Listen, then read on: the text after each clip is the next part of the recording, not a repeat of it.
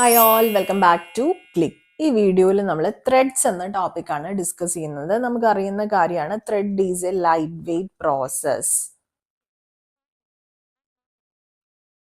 അതായത് പ്രോസസ്സിന്റെ തന്നെ ഭാഗമാണ് ത്രെഡ് എന്ന് പറയുന്നത്. ഒരു പ്രോസസ്സിനകത്ത് എത്ര വേണമെങ്കിൽ ത്രെഡുകൾ ഉണ്ടാവാം. ഓക്കെ. സോ ഒരു പ്രോസസ്സിനെ നമുക്ക് ലൈറ്റ് വെയ്റ്റ് പ്രോസസ്സസ് ആയിട്ട് ഡിവൈഡ് ചെയ്യാനായിട്ട് സാധിക്കും. അതിനെയാണ് നമ്മൾ ത്രെഡ്സ് എന്ന് പറയുന്നത്.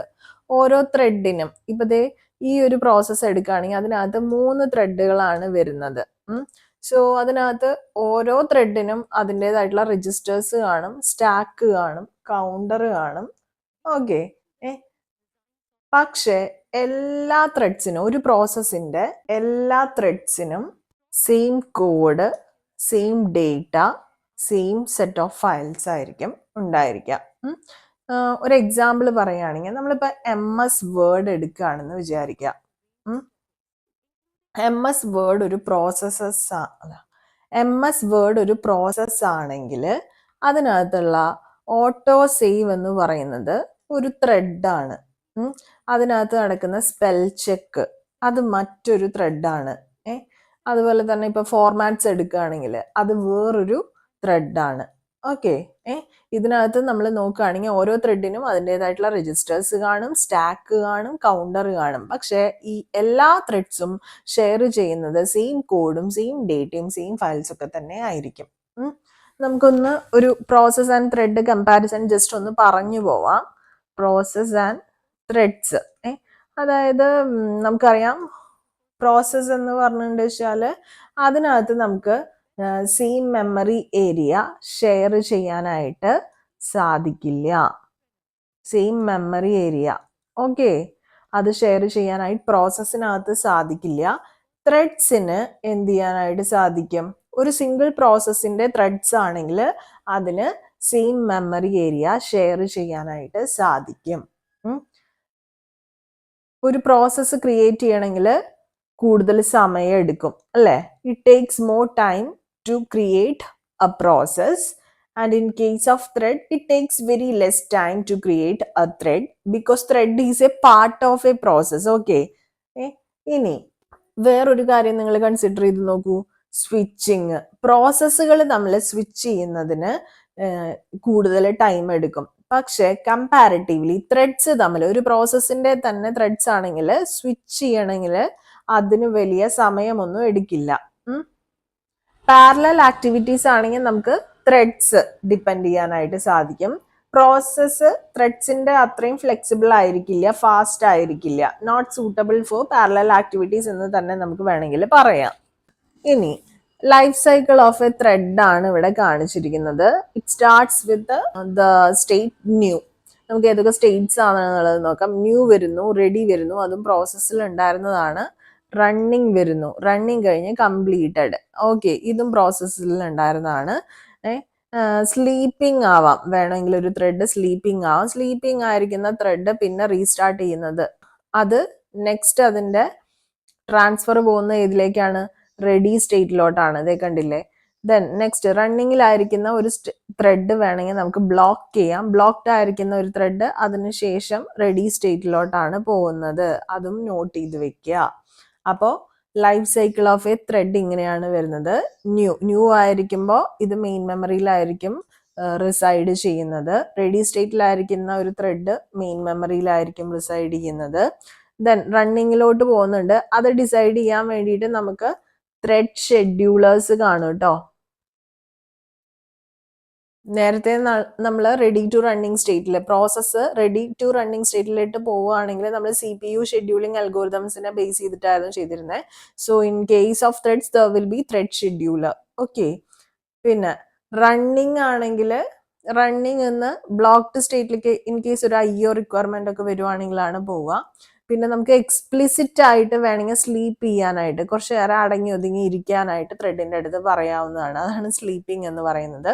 Then again we will move our thread to ready state. Okay.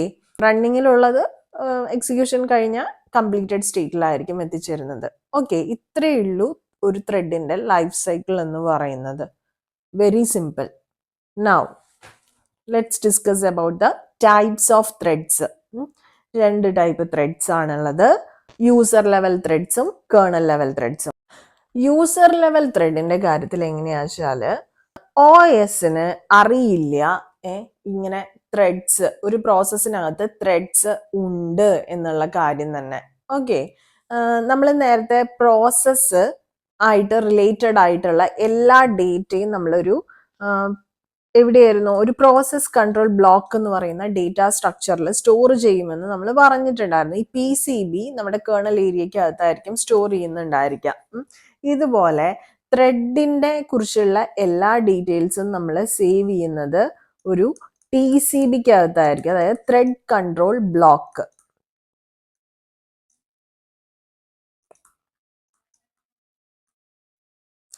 അതിനകത്ത് ത്രെഡിനെ കുറിച്ചുള്ള ഡേറ്റയാണ് ഉണ്ടായിരിക്കുക. ത്രെഡ് ഏത് സ്റ്റേറ്റിലാണ്, ത്രെഡ് ലിമിറ്റ്സ് എങ്ങനെയാണ് വരുന്നത്, എത്ര ത്രെഡ്സ് ഉണ്ട്, അതായത് number of threads, registers, program count, അങ്ങനെയുള്ള കാര്യങ്ങളൊക്കെ ആയിരിക്കും ഉണ്ടായിരിക്കുക. യൂസർ ലെവൽ ത്രെഡ്സിന്റെ കേസിൽ ഈ TCB യൂസർ സ്പേസിൽ തന്നെ ആയിരിക്കും സ്റ്റോർ ചെയ്യുന്നുണ്ടായിരിക്കുക.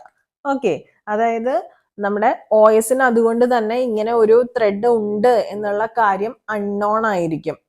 യൂസർ ലെവൽ ത്രെഡില് OS doesn't know that there are threads in the process. അതുകൊണ്ടുള്ള disadvantages, if a thread is executing a system call, entire process will get blocked instead of a thread because OS doesn't know that there are threads within process. Okay, then വേറൊരു disadvantage എന്ന് പറയുന്നത് same multi processing implement ചെയ്യാനായിട്ട് സാധിക്കില്ല. Because OS doesn't know there are threads within process. For example, if there are multiple threads which operating system knows, then it can schedule multiple threads to multiple processes. Okay, likewise concept മനസ്സിലായി എന്ന് വിചാരിക്കുന്നു.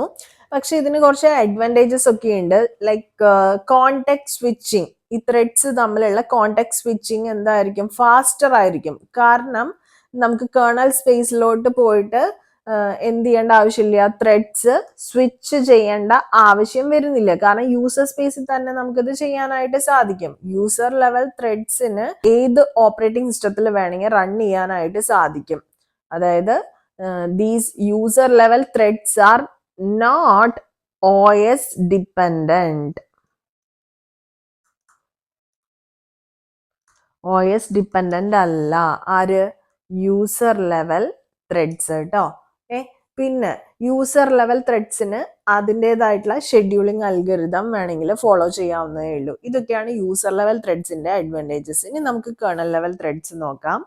Kernel level ത്രെഡ്സിന് നേരത്തെ പറഞ്ഞ പോലെ തന്നെ ഒരു എന്ത് കാണും, ത്രെഡ് കൺട്രോൾ ബ്ലോക്ക് കാണും. അതിന്റെ പ്രോസസ് കൺട്രോൾ ബ്ലോക്കും ത്രെഡ് കൺട്രോൾ ബ്ലോക്കും കാണും. ആ ത്രെഡ്സ് കേർണൽ ലെവൽ ത്രെഡ്സ് ആണെങ്കിൽ ആ ത്രെഡ് കൺട്രോൾ ബ്ലോക്ക് കേർണൽ ഏരിയയിലായിരിക്കും സ്റ്റോർ ചെയ്യുന്നുണ്ടായിരിക്കാം.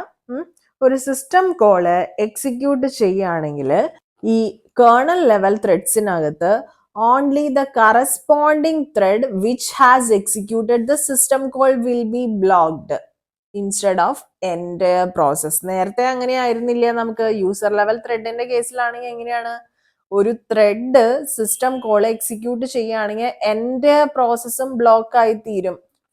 ആ ഒരു ത്രെഡ് മാത്രമായിരിക്കില്ല. ഇതിനകത്ത് എങ്ങനെയാണ്, കറസ്പോണ്ടിങ് ത്രെഡ് മാത്രമേ ബ്ലോക്ക് ആവുള്ളൂ, എൻ്റെ പ്രോസസ്സ് ബ്ലോക്ക് ആവില്ല. അതുപോലെ തന്നെ മൾട്ടി പ്രോസസ്സിങ് നമുക്ക് വേണമെങ്കിൽ ഈസി ആയിട്ട് ഇതിനകത്ത് ഇംപ്ലിമെന്റ് ചെയ്യാനായിട്ട് സാധിക്കും. പക്ഷേ ഇതിന് കുറച്ച് ഡിസഡ്വാൻറ്റേജസ് ഉണ്ട്. ലൈക്ക് കോണ്ടെക്സ്റ്റ് സ്വിച്ചിങ് വരുമ്പോൾ അത് കുറച്ച് ടഫ് ആയിരിക്കും. കാരണം എന്താണ്, it needs to access the kernel area. നേരത്തെ കേസിൽ കേർണൽ ഏരിയ ആയിട്ട് യാതൊരു കോണ്ടാക്റ്റും വരുന്നില്ല. Everything is handled within the user space there in user level threads. But in case of kernel level threads നമുക്ക് എന്ത് ചെയ്യണം, കേർണൽ ഏരിയ ആക്സസ് ചെയ്യണം. അത് കുറച്ച് ടൈം കൺസ്യൂമിങ് ആണ് compared to user level threads കേട്ടോ. ഇനി അതുപോലെ തന്നെ OS ഡിപ്പെൻഡന്റ് ആയിരിക്കും. Means it cannot run on any operating system.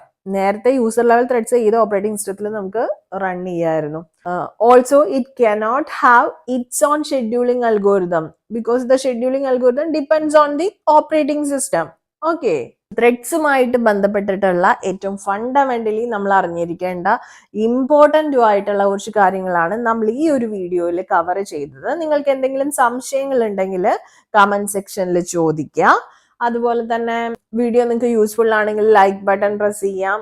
Channel ഇതുവരെ സബ്സ്ക്രൈബ് ചെയ്യാത്ത കുട്ടികളെ please do subscribe the channel. അപ്പൊ പുതിയൊരു വീഡിയോയുമായിട്ട് വീണ്ടും കാണാം. Signing off, your study partner. Click. Stay focused on what really matters to you.